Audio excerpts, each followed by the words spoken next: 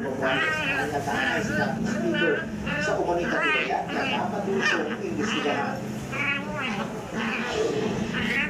Saksi ang House kong Senado at si Vice President Sara Duterte Sinigang galing sa Vice President Francis Escudero ang hindi sa pag-instruksyon ng politiko sa flood control sa impapito sa Senado.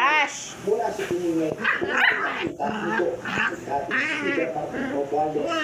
Isang tao lamang, Ginong Pangulo, ang nasa likod ng script at sarswelang ito. Siya ang dahilan ng kaguluhan, pagkakaaway-away, pagkakawatak-watak na ngayon yumayanig sa ating bayan, maprotektahan lamang ang sarili niya. Punitin natin ang script ni Martin Romualdez. At higit sa lahat, huwag magpadala, huwag sabayan, huwag maniwala sa sarswela na nilalako ni Martin Romualdez.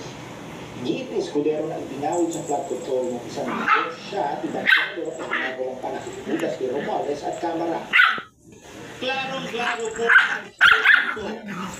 Ipitin ang tatlong dating DPWH officials, pakantayin sa kanila.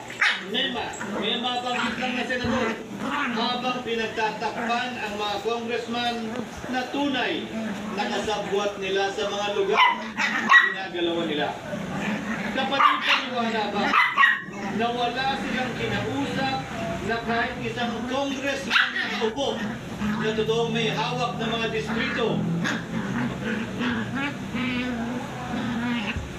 Wala na naman.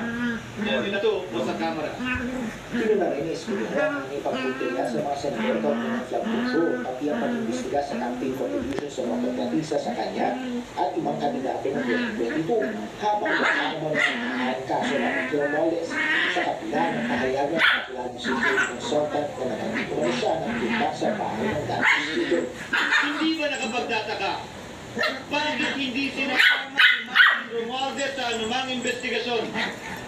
DOJ man, NBI man, AMLAC man. Bakit hindi nagdadagdag o sino-mano para sa atin ng mga ninin na senador?